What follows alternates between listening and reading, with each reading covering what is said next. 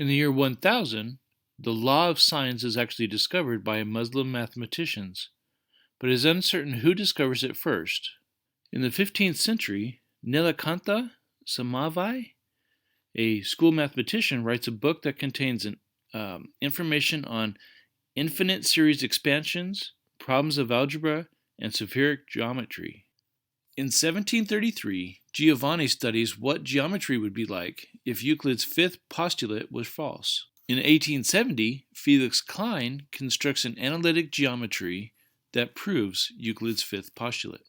In 1983, the classification of finite simple groups, a collaborative work involving some 100 mathematicians and spanning 30 years, is complete. And in 2007, a team of researchers throughout North America and Europe used networks of computers to map E8 mathematics.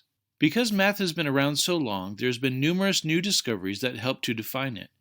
In fact, there's been no less than 61 new discoveries in geometry since it was created. These 61 discoveries have changed the way that we do math. For example, what if Pythagoras never came up with the Pythagorean theorem? This would have changed the way that we found out the length of the hypotenuse of a right triangle. Now, I know we don't start to learn about geometry until high school, but we do start our journey there a lot earlier.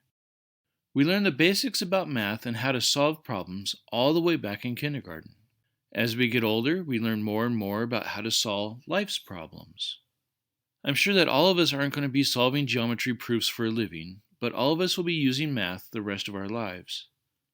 For example, if we are sewing something together, we will need to know how much material we need.